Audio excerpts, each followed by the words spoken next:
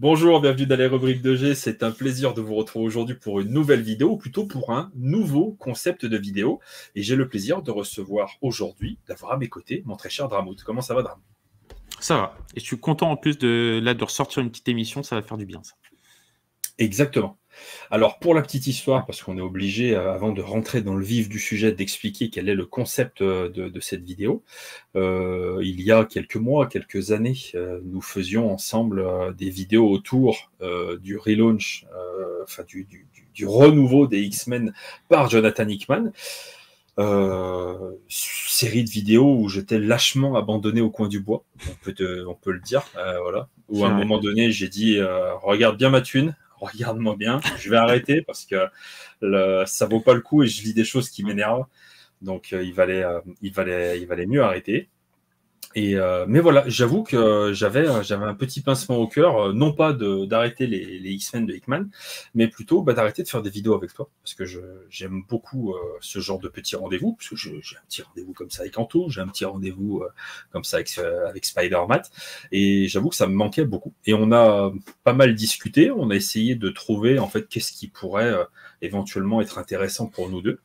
Il y a plein de choses qui peuvent être intéressantes, mais je t'avoue que moi, ce qui m'intéressait aussi beaucoup, c'était de pouvoir mettre en valeur et de mettre en lumière tes choix de lecture. Parce qu'on en rigolait beaucoup tous les deux avec Spider-Man, quand on faisait la rubrique geek à l'époque, on se en disant que tu étais toujours capable de nous sortir une BD bulgare, on savait pas d'où ça sortait, voilà. Mais tu m'as déjà conseillé beaucoup de lectures par le passé, et je dirais qu'à 90% des cas, à chaque fois, j'ai passé un excellent moment de lecture. C'était vraiment une pure découverte. Et donc, c'est tout simplement ça, le concept de cette nouvelle émission. C'est une fois de temps en temps, Dram va jouer avec mon argent et il va me dire, eh ben tiens, je te conseille d'acheter ça. Tu le lis, je ne pose aucune question, je ne veux même pas savoir ce que c'est, de quoi ça parle, ça ne m'intéresse pas, je fais confiance à Dram, je l'achète, je le lis et on se retrouve après ensemble en vidéo pour en parler. C'est ça le concept de cette émission et c'est ce qui nous amène aujourd'hui sur ce premier achat absolument magnifique, puisque tu m'as demandé de me procurer et de lire Short Story, la véritable histoire du Dahlia Noir, disponible au label 619 par Ron et Florent Maudou. C'est ça. J'ai rien oublié. C'est ça, tout à fait. Après avoir fait le forcing pendant toute la période où on faisait la rubrique geek pour le label 619, quoi de mieux que commencer par un titre de label 619. C'était pas du forcing, c'était de la mise en valeur. Ah oui, bah de toute façon, complètement. Mais après, mais avec un gros forcing. Hein. Ouais. C'est parce que j'aime beaucoup le label aussi que je prenais plaisir à en parler aussi. Hein. C'est aussi ça va de pair. Tu parles pas autant d'un truc comme ça si t'as pas si toi-même tu trouves pas de plaisir, quoi. Bah, moi, tous les trucs du label 619 que j'ai lus, je crois que c'est toi qui m'as tout fait lire. J'en ai pas lu 150, mais à chaque fois, tu étais derrière. Si je dis pas de bêtises. À part peut-être Puta Madre. Ouais, parce que Puta Madre, tu l'avais déjà lu à l'époque. C'est parce que Puta Madre, on se rend pas compte, mais c'est quand même un peu vieux finalement. Ouais, Puta Madre, ça doit déjà bien avoir 5, 6, 7 ans, quelque chose comme ça. Je me rends pas compte, mais ouais, ça date un peu déjà, Puta Madre, quoi. Voilà. Et donc, à chaque fois, tu vas me demander de lire un truc qui, moi, me fait sortir un petit peu de ma zone de confort. Pour les gens qui ne le sauraient pas, moi, un amateur de comics, bien évidemment, mais disons que j'ai une plus grande spécialité, entre guillemets, une plus grosse empathie, une attirance pour tout ce qui est Marvel et DC. Un petit peu les indés, mais vraiment Marvel et DC, c'est vraiment ma came depuis, quand même déjà un certain nombre d'années. Et c'est un plaisir aussi, et c'est, je trouve, extrêmement sain et salutaire de me sortir la tête un petit peu de ces deux univers palpitants, au demeurant, mais qui sont pas toujours... tout n'est pas excellent, loin de là, et de pouvoir partir sur des choses que j'aurais pas forcément choisi moi-même. Et donc, je trouve ce concept extrêmement intéressant. Et donc, est-ce que tu peux nous présenter un tout petit peu cette BD, de quoi ça parle, qu'est-ce que c'est, et ensuite on verra comment ça s'enchaîne. Le principe de l'émission, c'est-à-dire que moi je fais une petite introduction comme ça, après hop, passe décisive à mon Dramout, et après on voit où ça nous mène. Bah du coup, donc on a le Story, même. T'as vu? Et après, il y a une autre version, en plus, c'est une version noir et blanc, donc c'est peut-être possible qu'on Je n'ait pas l'ai le vu même. à Début des Hommes, qui est très très belle. Mais du coup, donc A Short Story, comme son nom l'indique, la véritable histoire du Dahlia Noir, ça revient sur l'histoire du Dahlia Noir.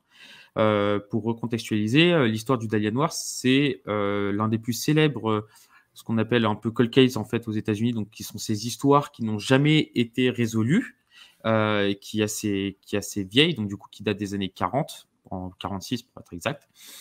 Et il n'y a jamais eu la résolution de cette histoire. C'est devenu une histoire mythique, enfin une enquête mythique aux États-Unis. C'est devenu un vrai, comment dire, une vraie source à la fois pour les histoires qui rentrent dans la pop culture, qui rentrent dans les adaptations, qui rentrent dans les inspirations, dans les choses comme ça. Donc c'est vraiment une histoire qui a une grande importance dans l'histoire américaine. Après, on va dire de notre côté de l'Atlantique. Pour moi, en fait, ça paraît un peu bête. La dernière fois, je réfléchissais sur qu'est-ce qui pourrait être un peu le parallèle. Je pense qu'en France, un des parallèles, pour moi, c'est un peu le petit Grégory qui dès qu'il y a un élément qui ressort, ça avait été le cas, par exemple, en 2010. Pigeon. Oiseau à la... Non, mais ça a été le cas en 2017, quand le petit Grégory, il y avait eu des traces et il y avait pareil, il y avait eu des infos il y a un an sur l'écriture et tout. Où en fait, dès qu'il y a un élément, ça ressort, on ressort des histoires. Il y a eu une mini-série, tu vois, il y a quelques années sur Netflix. Il y a eu un reportage, il y a eu encore un reportage sur une autre chaîne, etc., etc. Et moi, je ferai un peu le parallèle en fait avec l'importance du Dahlia Noir, c'est-à-dire que dès qu'il y a eu un peu des nouveaux éléments qui sont arrivés sur cette histoire-là aux États-Unis, c'est l'histoire qui ressort, c'est l'histoire qu'on remet en avant, dont on refait un peu l'historique, etc. Et donc, du coup, qu'est-ce que l'histoire de Dahlia Noir dans cette BD? C'est qu'on va revenir en fait sur la vie d'Elizabeth Short, donc, qui a été surnommée le Dahlia Noir, et qui donne son nom du coup à l'enquête. Et un peu pas que sur son meurtre, mais on va surtout revenir sur sa vie en fait. On va revenir sur sa vie du moment où elle quitte son foyer familial jusqu'à sa mort, jusqu'à tout ce qu'elle a vécu, dans ce qu'elle a fait dans ses déplacements à Los Angeles, dans ses déplacements sur la côte à San Diego, etc., etc. Et tout ce qu'elle a pu parcourir, les gens qu'elle a rencontrés, des fois c'est des déboires de vie, des choses comme ça. Et l'idée, en fait, c'est l'idée de la BD par Run et Florent Maudou, parce qu'en fait, Run est au scénario et Florent Maudou est au dessin, mais le travail d'investigation a été fait à deux, et il y a un très bon carnet en plus à la fin, un très bon carnet explicatif qui retrace tous les échanges qu'ils ont eus pour expliquer que voilà, toute la conception a été vraiment, toute l'histoire a été de retracer la vie, a été faite conjointement. Et du coup, l'idée, c'est de nous redonner toute l'histoire de Elizabeth Short. Vraiment, toute sa vie, ces dernières semaines, les jours d'avant, les années d'avant, les années encore d'avant, c'est les prémices de ce qui va donner sa célébrité, enfin sa triste célébrité, malheureusement. Mmh. Et on va revenir là-dedans. La BD, je vais dire, elle est coupée en fait en deux formats. Elle est coupée dans un format, on va dire, style écrit, un peu en essai, qui va retracer des périodes de vie, et coupé en format BD. Et on va alterner les deux formats régulièrement. Et ça par plusieurs groupements de pages, c'est-à-dire que les dossiers peuvent faire 3, 4, 5, 6, 7 pages, et on va faire 15, 20, 30 pages de BD, ça dépend.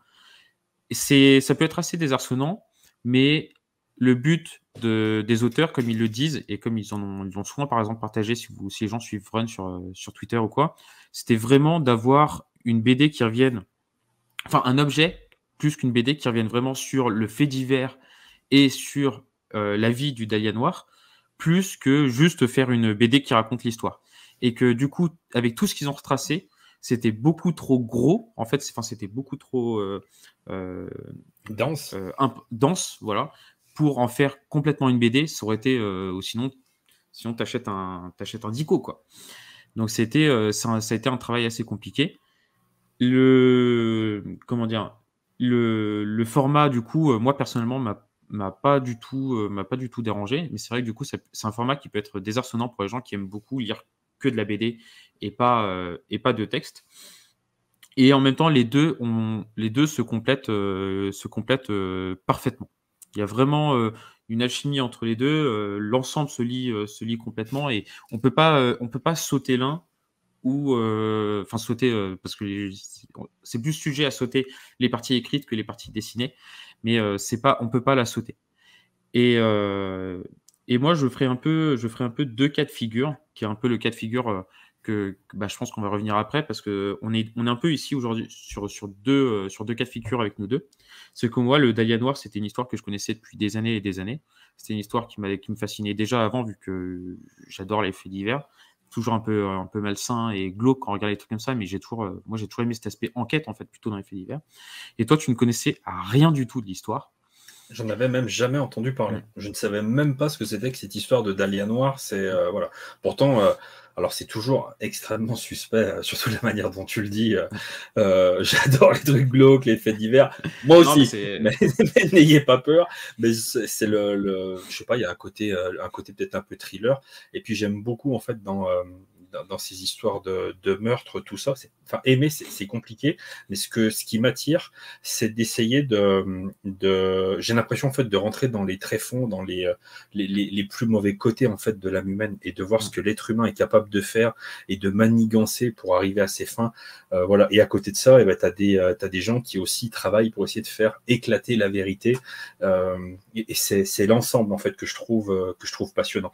Au sens général du terme, c'est même le principe des enquêtes, de rendre la justice. Voilà, j'aime beaucoup aussi écouter parler des avocats, de leur métier, ce genre de choses. C'est des trucs que je trouve extrêmement passionnants, parce que ça en dit long aussi sur nos sociétés, je trouve. Mais ça en dit long sur nos sociétés, ça en dit long sur comment les gens perçoivent aussi ces sociétés. C'est-à-dire que ça en dit long sur comment les gens vont agir, ce qu'ils sont capables de faire, comment les gens sont capables d'interagir en fonction de ce qu'on sait sur les autres. Si on reprend les avocats, quand les gens doivent défendre quelqu'un qui n'a pas fait quelque chose, moralement, que eux ils défendent, comment ils arrivent à interagir là-dedans, et est-ce que tout le monde est capable de faire ça ou pas du tout. Enfin bref, c'est aussi cette forme-là en plus plus complexe. C'est vraiment intéressant. Et du coup, on va dire, il y a eu deux lectures. Moi, j'ai fait une lecture qui a été de tout lire d'un coup. Donc moi, j'ai commencé par le carnet explicatif, la BD, les pages explicatives, comme j'expliquais avant, de romans, etc. Plus écrites, etc., etc. Donc tout d'un trait, comme un seul objet, en allant jusqu'à la fin, en plus du carnet d'infos qui est fourni par Run et Florent, où il y a l'ensemble, qui est ultra enrichissant et qui montre aussi tout le travail qui a été réalisé. Et toi, tu as fait une deuxième lecture qui est celle que je t'ai conseillée, parce que comme tu disais, tu ne connaissais rien du tout de cette histoire. Et moi, je t'avais conseillé d'abord de lire les parties BD pour connaître un peu l'histoire, connaître un peu le personnage, pour comprendre un peu qui était Elizabeth Short, etc. Et ensuite de faire une lecture complète, quoi. C'était mon conseil par rapport à ce ressenti-là, quoi. Ouais. Et est-ce que, parce qu'il y a certainement des gens en fait qui à la fois ne connaissent pas l'histoire du Dahlia Noir et n'ont pas forcément lu cette BD, qui nous écoutent, est-ce que tu pourrais nous retracer en fait l'histoire qui est Elizabeth Short et comment elle est morte, voilà, dans les grandes lignes. Elizabeth Short, c'était une jeune fille qui s'est retrouvée à quitter sa famille avec des rêves. Des rêves de stars, des rêves de célébrités, etc. Et qui s'est retrouvée principalement à Los Angeles. Et à Los Angeles dans les années 40. Et Los Angeles a quand même toujours été, dans l'histoire américaine, Los Angeles a quand même été au cœur de beaucoup d'affaires. Et beaucoup d'affaires meurtrières, etc., tueurs en série ou choses comme ça, que ce soit dans les années, que ce soit même avant les années 40, mais des années 40 et au-delà des années 40, parce qu'on a même encore eu beaucoup d'affaires dans les années 70, 80 et que ça a continué. Et c'est pas pour rien que c'est la ville, c'est comme toutes ces villes américaines qui ont été au cœur des centres de production, des centres de télé, des choses comme ça, avec ces rêves de stars. Ça a toujours été des trous et en même temps des rêves brisés pour beaucoup de personnes. Et donc Elizabeth Short arrive à Los Angeles avec ses rêves de stars, ses rêves de célébrités comme X femmes de cette époque-là. Et elle est très jolie, elle est jeune et toute pétillante. Et elle va se retrouver en fait à rentrer un peu dans une usine à gaz parce que sa vie est faite de rencontres, sa vie est faite de beaucoup d'hommes différents, pas forcément dans le sens sexuel d'ailleurs, hein, mais Mmh. beaucoup d'hommes différents, beaucoup de rencontres différentes, beaucoup de promesses aussi différentes qui vont être plus ou moins tenues, jusqu'en 46 où en fait on va la retrouver découpée en deux dans des jardins en fait sur la pelouse d'une d'un- d'un- d'une d'une rue résidentielle, découpée en deux, son tatouage sur la cuisse qui lui a été enlevé, un bout de sein qui a été enlevé, enfin vraiment une boucherie sans nom. Mmh. Et en fait, ce corps qui a été mutilé, qui a été torturé, du coup, a fait la une des journaux et l'a rendu tristement célèbre parce que c'était une boucherie sans nom dont on n'a jamais retrouvé le coupable. Mmh. Et quand les gens ont commencé à retracer déjà, à l'identifier et à retracer sa vie, on s'est rendu compte que son histoire, elle est beaucoup plus complexe que ce qu'on pense. Elle est jalonnée de beaucoup d'embûches et de beaucoup de rencontres différentes. Hommes, femmes, personnes. Enfin, c'était extraordinaire et que finalement, Pas qu'il déjambait. refaire l'historique de de toutes les personnes qu'elle a rencontrées, de tout ce qu'elle a réalisé et de tout ce qui s'est passé en fait dans ses connaissances et comment tout est un peu lié, c'est un puzzle et finalement c'est une usine à gaz, quoi. Et donc c'est pour ça qu'elle est devenue tristement célèbre, c'est par le côté horrible de son meurtre, comme je répète, toutes les mutilations qu'elle a subies, la torture qu'elle a subie, et par finalement son histoire qui est révélatrice de tout ce qui s'est passé en fait à l'époque de Los Angeles de cette époque-là, qui est toutes ces promesses non tenues et toutes ces personnes qui rêvaient de célébrité et que ça aurait pu arriver en fait un peu à tout le monde, quoi. Et Mmh. donc c'était vraiment révélateur de cette société qui rêvait de tout ça et qui aurait pu vivre le plus beau comme le meilleur, c'est-à-dire le plus beau en accédant à l'objectif ultime, comme le pire avec un meurtre de cet acabit-là, quoi. Et ouais, effectivement, un meurtre, ouais, plus que glaçant.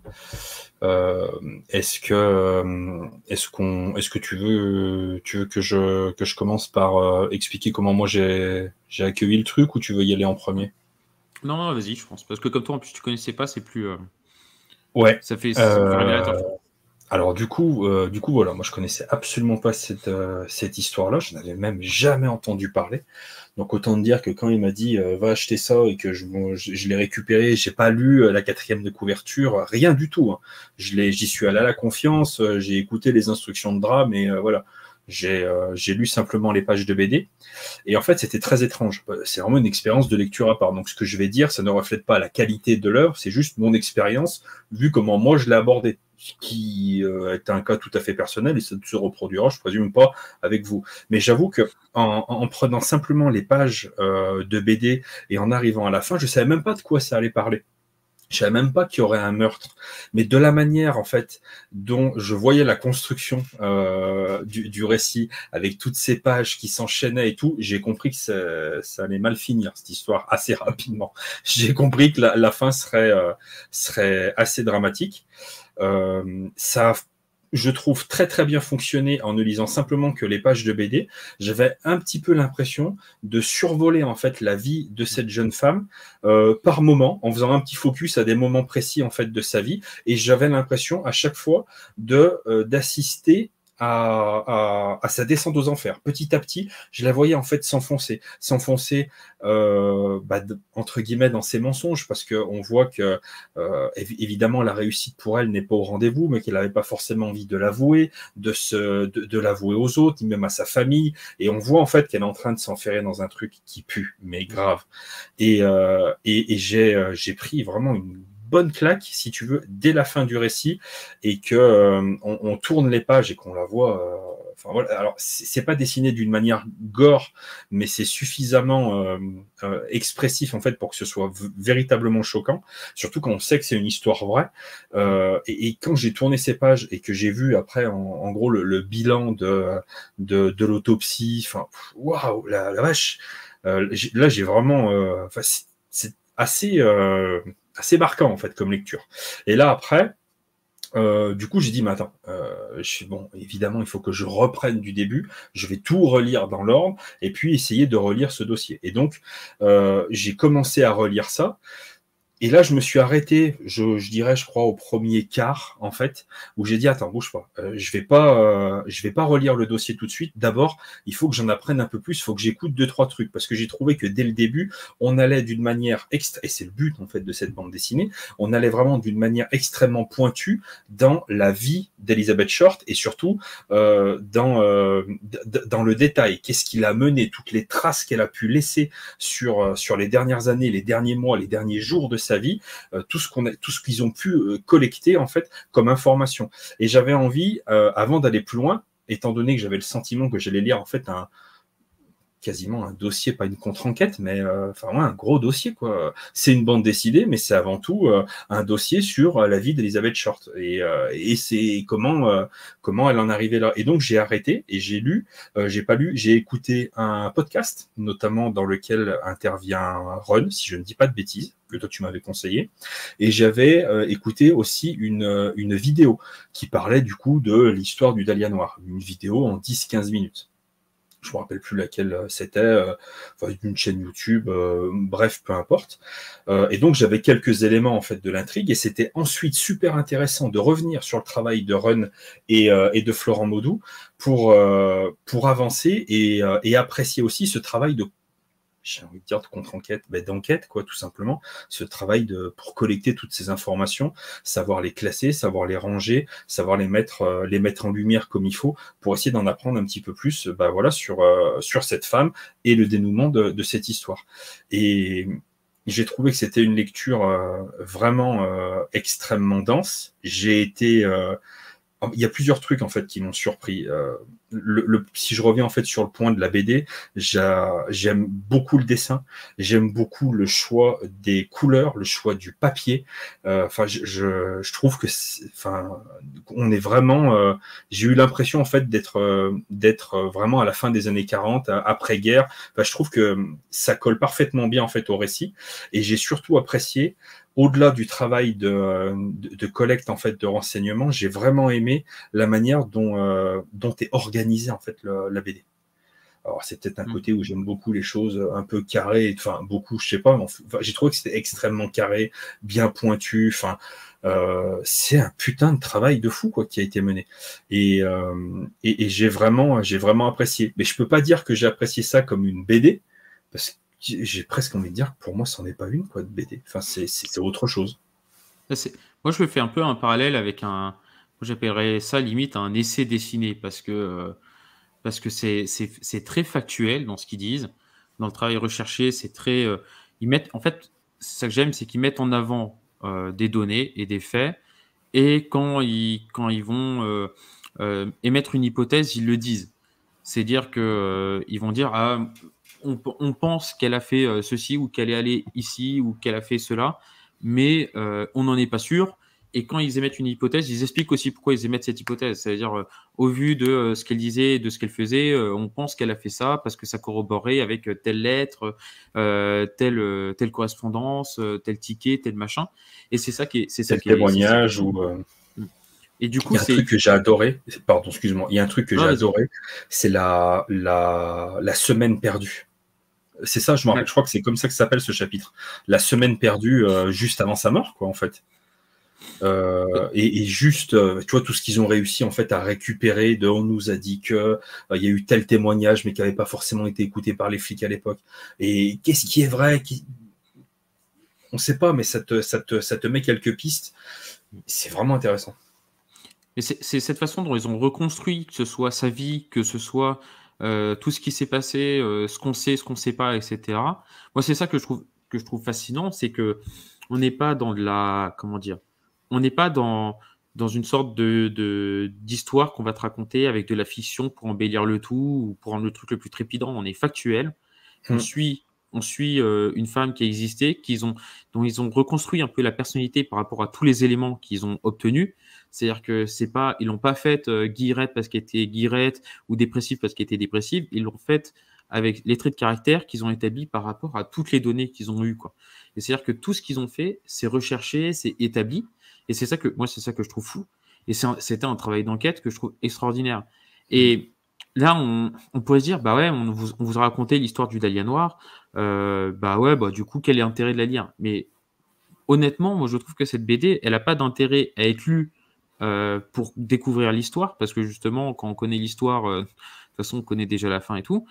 Elle a un intérêt à être lue pour tout le travail bibliographique qu'il y a, tout le travail de recherche qu'il y a, et surtout tout le travail d'hypothèse fait par Run et Modou, qui est un travail légitime. C'est-à-dire qu'ils ont tellement travaillé avec les archives américaines, avec les services d'infos des shérifs, des choses comme ça, pour reconstruire le plus globalement sa vie, que le travail qui a été fait, tout ce travail compilé dans cette BD, c'est une vision, à la fois aussi une vision d'auteur, notamment sur la fin, quand ils font leur carnet le carnet des suspects, des choses comme ça.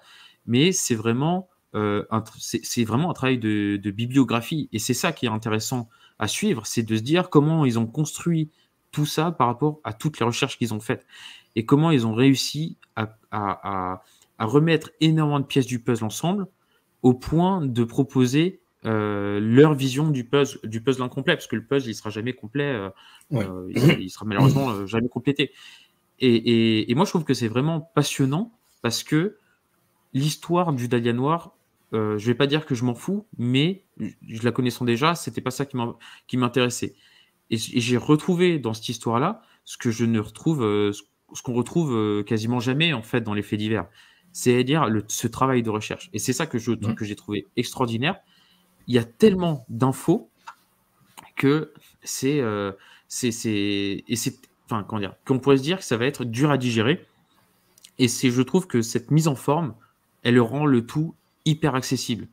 On connaît l'histoire, on en apprend encore plus. On connaît pas l'histoire, on la découvre de manière ultra pointue. On connaît énormément l'histoire. Je peux vous garantir que même les gens qui connaissent à fond l'histoire, il y a encore des choses à découvrir. Et c'est ça qui est fascinant. Et moi, je me souviens, par exemple, il le met à la fin, il y a un petit encart à la fin où il y a les sources, pardon, et il va même remercier certains tweetos qui l'ont aidé. Et quand on remonte sur Twitter, on peut voir aussi tout le travail qui a été fait pour obtenir certains documents, pour s'enseigner aussi sur certaines pratiques de l'époque, etc. C'est juste affolant, ce travail-là. Et c'est ça que je trouve passionnant. Parce que la BD, elle te chope, pas pour l'histoire, elle te chope parce qu'ils l'ont fait avec passion. Et ils ont réussi à remettre cette passion et à mettre surtout en forme cette passion. Ce qui était loin d'être évident, ce qui est assez compliqué. Et moi, c'est ça que je trouve remarquable dans la BD. Et je suis un peu comme toi. Si je dois dire, est-ce que je la traiterais comme une BD ? Bah, pas forcément, parce que c'est vrai qu'on n'est pas forcément dans une sorte de divertissement, on n'est pas dans que de la bande dessinée non plus, et on n'a pas, on va dire, une histoire à proprement parler dans le sens dans le sens histoire fictionnelle ou quoi que ce soit. Non, on est vraiment sur un travail qui est du travail de faits divers. On est pour moi plutôt dans une BD qu'on pourrait te faire en fait entrer l'accusé, qu'on pourrait te faire dans ces émissions-là. Et c'est ça que je trouve fou encore. Et même au-delà de Faites entrer l'accusé, hein, parce qu'il y a tout un travail bibliographique qui est encore au-delà de ce qu'on peut voir dans les émissions comme Faites entrer l'accusé. Donc c'est vraiment, pour moi, il faut le prendre comme un essai de fait divers en fait. C'est ça que je trouve fou, quoi. Et pour les gens qui aiment le fait divers, c'est juste, pour moi, c'est un travail remarquable, quoi. Et j'ai jamais vu ça ailleurs. Je sais pas si c'est unique, mais je sais pas si quelqu'un d'autre a déjà fait un truc dans ce goût-là, mais c'est suffisamment, quoi qu'il arrive, suffisamment rare pour que ce soit vraiment impressionnant. Et tu vois, je rebondis sur ce que tu disais. qui est vachement intéressant. C'est pour ça que j'insistais sur le fait que j'avais regardé une vidéo YouTube et écouté un podcast, parce qu'on se rend compte comme nous on l'a fait aussi au début de cette émission en expliquant un peu le meurtre, l'histoire, en fait forcément dans les vidéos que j'ai pu écouter, dans le podcast, il y a nécessairement des imprécisions en fait sur son parcours. Et toutes ces imprécisions sont levées, sont balayées dans le travail qui est fait en fait dans ce bouquin. C'est extrêmement factuel, extrêmement précis. Et là où je trouve qu'il y a aussi un véritable tour de force, c'est de réussir, parce que comme on l'a dit, c'est vraiment un gros boulot d'enquête, mais c'est passionnant à lire. C'est passionnant. Ils réussissent à rendre passionnant ce travail d'enquête-là, par la mise en page, par l'organisation, par des dessins, en entrecoupant cette histoire en fait avec des morceaux de BD et tout. C'est extrêmement digeste et c'est passionnant à lire. On se surprend en fait à rentrer complètement dans l'histoire et à fouiller les petits détails, les petits machins. C'est vrai que vous pouvez vous lire 2-3 pages un soir, pas y toucher pendant 3-4 jours et revenir un petit peu après dessus. Je sais pas si là ça n'a pas un petit peu bugué au niveau de la connexion, mais c'est pas grave. Et vraiment, j'ai trouvé ça super sympa. Et un autre point, tu m'arrêtes si je me trompe, mais d'après ce que j'ai pu comprendre de ce qu'on disait en fait d'Elizabeth Short au moment de son tragique assassinat, on avait vraiment tendance à la dépeindre comme une fille perdue, limite une prostituée, enfin vraiment d'être vraiment quelqu'un de quasiment qui aurait, c'est horrible ce que je vais dire, évidemment je le pense pas, qui aurait mérité en fait d'avoir eu son destin. On est dans l'Amérique post-Seconde Guerre mondiale, donc extrêmement puritaine, voilà. Et je trouve que c'est extrêmement bien aussi le travail des auteurs en fait pour non pas réhabiliter Elizabeth Short, parce que c'est pas ça, mais d'essayer de la présenter telle qu'elle était réellement, sans juger. Et c'est super intéressant aussi. Je trouve que c'est quelque chose qui rétablit, je trouve, une forme de vérité autour de la personnalité d'Elizabeth Short. Et moi, ce que j'aime bien, c'est que il redonne le contexte. Tu vois, quand par exemple, elle a un tatouage sur la cuisse, aujourd'hui, on dirait, bon, tatouage sur la cuisse, on s'en fout, etc. Ils remettent dans le contexte qu'à l'époque, quand tu avais un tatouage, déjà, de base, quand tu avais un tatouage, tu étais assimilé à une prostituée, quoi. C'était une prostituée qui se faisait tatouer. Et en plus, elle avait un tatouage sur la cuisse qui pouvait être visible, tu vois, avec des robes ou des choses comme ça, et qu'elle n'hésitait pas à montrer. Donc, il y avait, ça contribuait sur cette image que les gens avaient d'elle d'une fille de petite vertu, tu vois. Et c'est ce côté-là, c'est que j'aime bien cette remise dans le contexte. Il redonne aussi, par exemple, du contexte sur la situation de Los Angeles, parce qu'on est en 45 après la guerre, enfin 45-46 après la guerre, et que du coup, la population n'est pas la même. Les marines qui sont en permission aussi dans la ville, bah, c'est pas le même contexte du coup 2-3 ans après que 2-3 ans avant, pardon, que 2-3 ans après, toutes ces choses-là. Et moi j'aime bien justement ce travail qu'ils ont remis dans le contexte dans beaucoup de choses. Et c'est ça que justement cette façon de se dire, ok, on doit démontrer tout ça, en même temps on doit donner le contexte pour que les gens comprennent, et en même temps on doit recréditer qui elle était vraiment, parce que on se fait peut-être une fausse idée de qui elle est. Enfin, c'était vraiment. Franchement, je trouve que c'est un travail qui est très très complexe et on s'en rend pas forcément compte parce que justement c'est bien réalisé, quoi. C'est-à-dire qu'il n'y a pas d'erreur qui saute aux yeux en se disant bah tiens, ça c'est mal fait, ça correspond pas ou quoi. C'est juste que justement ça marche bien parce que c'est bien réalisé. Et c'était un travail, moi je trouve que c'est un travail très très difficile.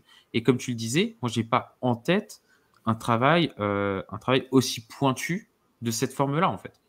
Peut-être qu'il y a eu, ça a déjà existé, mais moi personnellement j'ai pas un exemple en tête, quoi.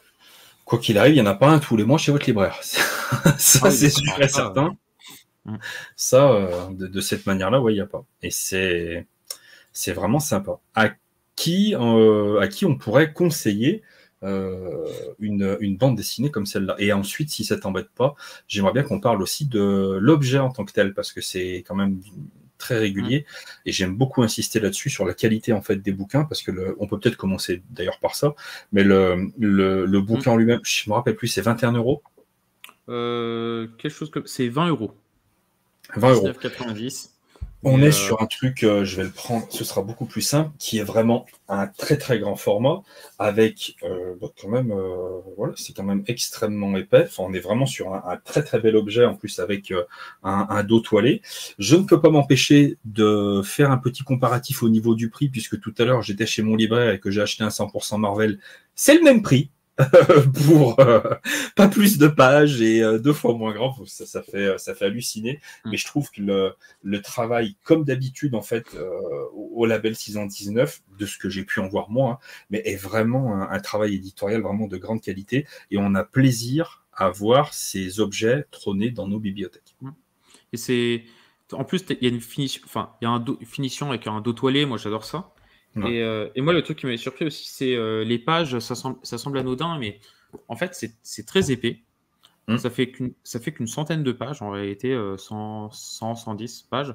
Parce que pareil, le papier est de bonne qualité. Et je trouve que ouais, c'est vraiment un bel objet. Moi, j'ai vu la version noir et blanc aussi. Je l'avais vu aussi chez mon libraire. Je l'ai trouvé très très sympa. Après, moi, j'ai adoré la mise. Je trouvais que la mise en couleur était vraiment top. Donc, j'ai préféré prendre la version en couleur. Mais pareil, la version noir et blanc, ça donne un bel objet. J'ai plus en tête si la version noir et blanc est plus grande. Je crois que c'est à peu près le même format. Mais pareil, ouais. Moi, je trouve que c'est du bel objet. C'est vraiment ce que j'aime. Mais ouais, c'est pas niveau prix, c'est complètement réglé. Les dessins, ça rend bien. C'est un très bel objet. Enfin, les couleurs ressortent bien en tout cas, quoi. Donc non, en termes d'objet, c'est tout. Pour moi, ça coche tout le truc, quoi. C'est complètement magnifique. Et alors, je sais pas ce que tu en penses, c'est pour ça que je voulais parler de la couleur, mais sur les pages de BD notamment, je trouve, quand je la passe, que je joue en fait avec la lumière, je trouve que de temps en temps, il y a comme des petits reflets brillants, mais comme s'il y avait des petites paillettes en fait dans la couleur. On est sur un truc mat, mais je trouve que de temps en temps, quand tu joues un peu avec la lumière, ça fait un petit, comme s'il y avait des petites paillettes brillantes. Mais léger, hein, attention, hein. Je sais pas. Il y a que moi ou tu Non, trouves que ça fait ça? Moi, en fait, je trouve que de toute façon, la couleur, elle rend bien. Enfin, je sais pas. Moi, je Ah, trouve que la carrément. couleur, elle est tellement top. Moi, je l'aurais pas pris en aussi. noir et blanc. Ouais, moi non plus. Enfin, moi, c'est justement la couleur qui, quand j'ai feuilleté les deux, c'est la couleur qui m'a le plus accroché, enfin, qui m'a vraiment attiré l'œil. Et c'est vraiment. Ça rend bien. En plus, la couleur reprend enfin, on retrouve ce côté. On va dire, un peu plus terne, entre guillemets, comme quand on a des œuvres qui se passent dans les années 40, 50, tu sais, à la télé, où on va se foutre le filtre. Et je trouve que justement, la couleur reprend ce côté-là, quoi. C'est-à-dire que les couleurs, elles sont pas trop flashy. Ça Ouais. redonne une bonne ambiance de l'époque. Enfin, c'est vraiment. C'est voilà, quoi. Et tu vois, c'est un truc tout bête. Moi, je suis retombé, là, j'ai ouvert par hasard, je tombe sur la page où il y a le Bill Moore's Hotel. Toutes les photos, enfin tous les dessins en plus, ils ont été faits à partir de photos réelles. Enfin, c'est vraiment, ils ont repris les bâtiments tels qu'ils étaient. Et voilà, quoi. Et je mettrais un peu aussi, par exemple, pour compléter, par rapport à ce qu'on disait tout à l'heure, c'est-à-dire que c'est tellement dense que si les gens sont intéressés, ils peuvent aller sur le Twitter de Run, où Run, il a même fait des threads pour raconter tout le travail de recherche qu'il y a eu, comment ils ont retrouvé certaines infos, etc. Enfin, il y a les échanges Logiquement, dans si la je fais BD. bien mon travail, on en discutera après, mais tous les liens, là, l'interview de Ron dans le podcast, normalement, on va tout mettre en description pour que vous puissiez voilà, vous faire votre propre idée là-dessus. Bah, c'est ça, et en fait, il a remis l'ensemble. Désolé. Mais c'est vraiment. C'est vraiment c'est un truc de fou, et du coup ils sont vraiment allés jusqu'à reprendre des photos des intérieurs pour dessiner les vrais intérieurs, quoi. C'est pas une, comment dire, ils supposent pas comment c'était, c'est non, ils sont allés chercher les infos pour savoir comment c'est, quoi. Donc c'est vraiment un travail de dingo. ouais, complètement. Et alors, enfin, c'est fou, tu vois, mais c'est vrai que je suis pas un spécialiste du travail de Run. De toute façon, je dis jamais que je suis spécialiste de quoi que ce soit, donc en même temps, vous devez avoir l'habitude. Mais c'est vrai que je l'imaginais pas en train de signer un truc comme ça, tu vois. Ben, c'est déjà quelque chose pour les gens qui aiment bien les œuvres comme ça. Run, il fait souvent ça quand il le faisait dans les Doggy Bags, ou par exemple dans les Doggy Bags, quand il a fait des œuvres sur certains tueurs en série, pareil, américains ou des choses comme ça. Les doggy-bags sont toujours agrémentés, pareil, de dossiers qui complètent les œuvres. Donc, je crois que j'en ai un. À l'intérieur, tu as toujours, j'en prends un au pif. Donc, bon, après, il faut un courrier. Donc, il y a les pages. Tac, tac. Faut que j'en trouve un. Mais c'est toujours agrémenté de petits, comment dire, de petits dossiers où ils remettent à l'intérieur soit des fois des articles, où ils remettent en forme. C'est un truc tout bête. Ils en fait aussi, par exemple, dans Short Story. Mais des fois, ils reprennent des posters, des choses comme ça. Ouais. Ils remettent dans le contexte et ils s'approprient toujours tout ça. Et il y a tout un travail qui est toujours réalisé. Et moi, je trouve ça vraiment, je trouve ça toujours très bien, tu vois. Et c'est très immersif. Ouais. J'essaie de trouver des articles. Il suffit que je te dise ça. Ça participe, ça participe vraiment en fait à permettre au lecteur à vraiment rentrer dans l'histoire, à rentrer dans l'univers, à rentrer dans l'ambiance de l'époque. Et ça, c'est effectivement un truc qui est très très classe. Je vois que tu galères, je vais pas pouvoir meubler plus. Non, mais voilà, quoi. Des fois, il revient sur les trucs comme ça. Il explique aussi à côté, en même temps, pareil, avec des fois certaines pages de BD. Quand des fois, il y a l'introduction comment dire, de l'histoire, il y a toujours souvent un petit encadré, par exemple, pour expliquer des fois une rapide mise en contexte, des choses comme ça. Donc, c'est quelque chose qu'il a toujours un peu fait. Donc, c'était vraiment, c'est toujours, moi, je trouve ça toujours appréciable, quoi. Je le verrais bien faire un truc comme ça sur l'assassinat de Kennedy. Putain, ça me ferait kiffer. Ça me ferait kiffer. Bon, peut-être qu'il prendrait 2 balles dans la vitre, mais on sait pas. Mais j'avoue que ça me ferait kiffer de lire un truc comme ça sur l'assassinat de Kennedy. Une idée comme ça, sinon rien. Ça se prête à tellement de trucs. En fait, moi, quand il y a un travail de cette qualité, tu peux me raconter. Tu peux même refaire une histoire que je connais, qu'on a vu 500 000 fois, tu vois, comme on disait par exemple pour le petit Grégory. Voilà quoi. Tu vois, on parle. Enfin, je fais un aparté en parlant du petit Grégory. Quand il y avait eu la mini-série Grégory qui était sortie sur Netflix, je me souviens qu'il avait fait un thread où il racontait aussi ses hypothèses par rapport à quels éléments, pourquoi pour lui c'était telle personne, tel machin, etc. Par rapport à tel élément aussi. Enfin, c'est vraiment, c'est dans son processus créatif, c'est à chaque fois ça, quoi. Et moi, j'adore en plus le fait comme il le partage sur Twitter, tu vois aussi, tu vois comment il construit son avis, etc. C'est argumenté. Enfin, c'est, ah ouais, je pense que tu peux lui donner n'importe quel fait divers, ça fonctionnera, quoi. Et c'était super intéressant. Alors, du coup, pour terminer, à qui on pourrait conseiller cette bande dessinée ? Déjà aux gens qui sont fans de faits divers. Oui. Ça, c'est le premier truc, parce que les gens qui n'aiment pas les trucs morbides ou machin ou quoi, ou ça n'ont jamais aimé Fête entre accusés ou quoi, ça va pas leur parler, quoi. Mais je pense que déjà les gens qui sont fans de faits divers et je pense aux gens qui sont fans d'enquête, parce que on retrace la vie de quelqu'un et on est quand même en train d'essayer de se faire une idée de qui ça peut être, comment elle était ou quoi. Donc on est vraiment dans un processus à se poser des questions de comment ça a pu venir ou qui ça a pu venir ou ces choses-là. Donc je pense que on est vraiment dans le processus des gens qui aiment bien peut-être plus le profil des enquêtes pour lire une œuvre comme ça. On l'a pas dit, mais spoiler alert, mais c'est pas vraiment un spoil, mais c'est vrai que dans les dernières pages, il y a un dernier chapitre en fait de ce dossier qui est les suspects potentiels. Voilà. Les suspects potentiels historiques et ceux qui se rajoutent après au fur et à mesure de l'enquête. Enfin, je reste cryptique sur le truc, mais vous avez tout un tas de suspects possibles et voilà, chacun se fait son propre avis. Est-ce que ça peut être quelqu'un d'autre aussi? Enfin, bref, peu importe. Mais c'est vraiment ça. C'est-à-dire que le bout du chemin, on arrive, on a revu l'histoire d'Elizabeth Short, on a vu ce meurtre, et à la fin, on a qui ça peut être quoi derrière. Et ça, c'est aussi super intéressant pour ce petit côté détective qui peut sommeiller dans beaucoup de lecteurs. Et il faut aimer les histoires pas finies, entre guillemets. Enfin, c'est-à-dire que, quand je disais, il faut aimer les enquêtes, mais il faut aimer de toute façon, il le dit dès le départ que c'est un des cold cases les plus connus du truc. C'est que de toute façon, on ne sait pas qui est le coupable. Donc, il faut aussi aimer cet aspect frustrant des fois entre guillemets des faits divers qu'on ne sait pas qui est fautif et qu'on saura jamais qui est fautif, quoi.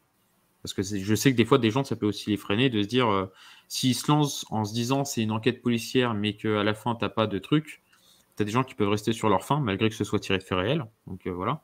Mais donc il faut aussi accepter que enfin, je vais pas dire que c'est une lecture ouverte, parce que c'est des faits qui sont mis en avant, mais que Et ça permet au lecteur de se forger son intime conviction.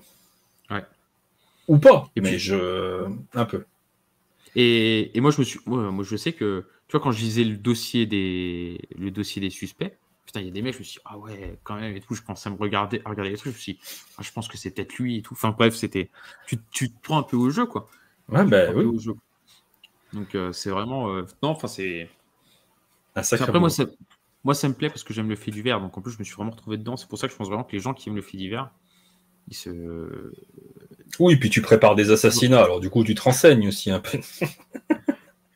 Non, mais le pire, c'est que, tu vois, moi, ce que je disais avec Madame Wood, c'est que on regardait les reportages sur Netflix. Il y a eu, quand il y a eu le Night Stalker, quand il y a eu le mec en Angleterre, le boucher du Hampshire, les trucs comme ça.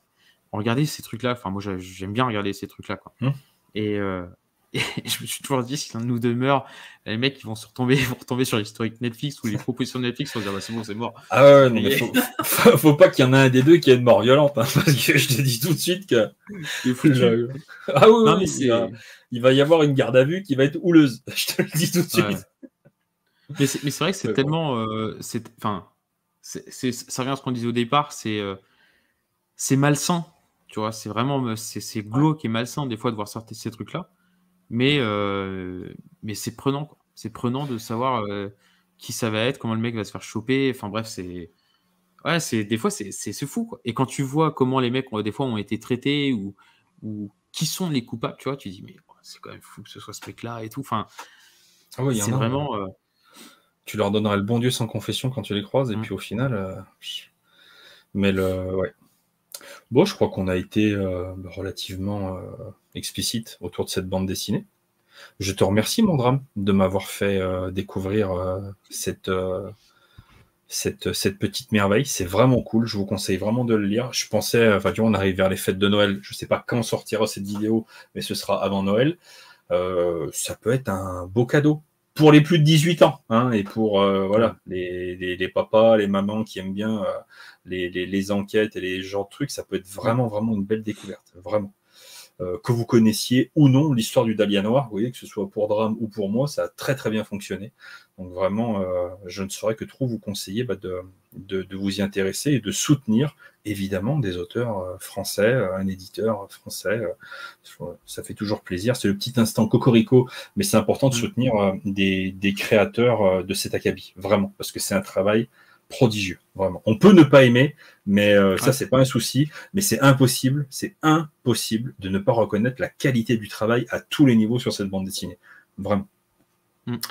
Je vais pas te demander tout de suite quel sera ton prochain achat que tu vas me faire, mais j'espère que tu as déjà une idée. Alors, je sais pas quand on refera une vidéo de ce genre, mais ça arrivera. Je peux pas non plus lui permettre tous les 15 jours de jouer avec mon porte-monnaie parce qu'il est gourmand, le garçon. Mais en tout cas, j'ai vraiment aimé le principe de cette émission. Et bah, pour le coup, pour ce premier épisode, c'est vraiment quelque chose qui est tombé tout pile. Vraiment. Tu connais bien mes goûts quand même. De toute façon, tu m'as proposé ça au New Look et du coup, j'ai pris ça. Mais tu connais bien mes goûts. Je sais que t'aimes les trucs glauques parce que toi aussi t'as un côté dérangé. Oui, non, mais enfin, de toute façon, on a on a plein de podcasts en commun. On de la raconte. Sur des trucs comme ça. On a plein de trucs. Et c'est vraiment étonnant, tu vois, que cette histoire-là, jamais j'en ai entendu parler, quoi. Et pour les gens qui sont curieux, c'était. Moi, je sais que. Alors, l'histoire, on la voit dans beaucoup de trucs de pop culture et on s'est retrouvé, par exemple. On en parle dans la première saison de American Horror Story, par exemple, où on la voit. Enfin, il y a vraiment, on va dire, un peu un épisode consacré là-dessus. Et je pense que ça a été aussi adapté. Ça a déjà été adapté en BD par David Fincher, qui David Fincher aime bien, comme il avait fait notamment Zodiac, etc., qui a toujours été quand même dans ces trucs-là, qui aime bien. Et mais l'œuvre que je conseillerais le plus, c'est vraiment, en fait, c'est James Ellroy, dont sa mère avait été tuée aussi par un tueur en série de manière assez glauque. Où à l'époque, il y a eu des supputations de est-ce que ça serait le même, est-ce que ça serait pas le même, est-ce que, enfin bref, par rapport au contexte et tout le truc, qui James Ellroy, qui fait du roman d'enquête et du roman de policier noir, avait écrit un roman justement qui s'appelle Le Dahlia Noir, qui là est un roman d'enquête sur le Dahlia Noir, mais qui reprend pas vraiment l'histoire, enfin qui prend la suite, quoi, qui prend l'enquête du meurtre, quoi. D'accord. Et pour les gens qui aiment bien, il y a un peu ce contexte-là, et puis en même temps, et c'était un livre qui avait beaucoup fait parler parce qu'il y avait aussi du coup le contexte de James Ellroy dont sa mère avait été tuée, et que à l'époque il y avait eu dans le contexte, il y avait beaucoup de gens il y avait beaucoup de supputations de est-ce que c'était le même tueur, c'était pas le même tueur, de la même manière que est-ce que le tueur du Dahlia Noir c'était un tueur qui avait déjà sévi avant ou pas, enfin bref. Voilà quoi, il y a aussi tout ce contexte-là, quoi. C'est aussi notamment pour ça que le roman avait d'autant plus fait parler, quoi. Eh ben, très bien. Eh ben, mon cher Dram, il me reste plus qu'à te remercier. Bah non, t'as toujours pas de podcast, toi. Putain, d'habitude, je fais toujours un petit instant promotionnel. N'hésitez pas à taguer Dramout sur Instagram, Twitter pour qu'il nous fasse un podcast parce qu'il a plein d'idées. Manque un peu de temps, mais c'est dommage. Plein d'idées et plein de flemme. Voilà, ce qui donne un mélange où tu finis, il me fait acheter des bouquins, puis on en parle sur ma chaîne. Voilà, en gros, c'est ça. Grosso modo. C'est un peu comme Anto quand Anto il faisait le tour des chaînes YouTube alors qu'il est la sienne, tu vois. Ouais, c'est vrai, putain, c'était incroyable. Le mec était en tournée. Mais il continue, hein, parce que maintenant, du coup, il va à gauche, à droite, il va chez les gens. Mais là, maintenant, il a compris le truc. Les chaînes YouTube, c'était pas assez. Maintenant, il va directement chez l'habitant. Il se fait nourrir, il fait une émission, et après, il plie les gaules. Méfie-toi, t'es pas à l'abri qu'il débarque un jour du côté de chez toi. Ça me fait rire parce que je sais qu'il va écouter. Merci de nous avoir suivis. Si le cœur vous en dit, évidemment, on se retrouve dans l'espace commentaire de cette vidéo. Je sais que Dram ne manquera absolument pas de venir checker les commentaires de cette vidéo pour qu'on puisse parler, évidemment, de cette histoire, du travail de Ron et de Florent Maudeau. Je vous invite également à vous abonner à cette chaîne YouTube si ce n'est pas déjà fait, à ne pas activer la cloche histoire de ne pas être dérangé par les notifications et éventuellement, si le cœur vous en dit, à partager cette vidéo sur vos réseaux sociaux pour soutenir, ni plus ni moins, ce format de vidéo qui, n'en doutons pas, ne fera pas énormément de vues, mais on s'en fout parce qu'on a kiffé. Donc c'est ça le plus important. Et je vous dis à très bientôt pour une nouvelle émission avec mon Chardin. À bientôt, bisous. Ciao.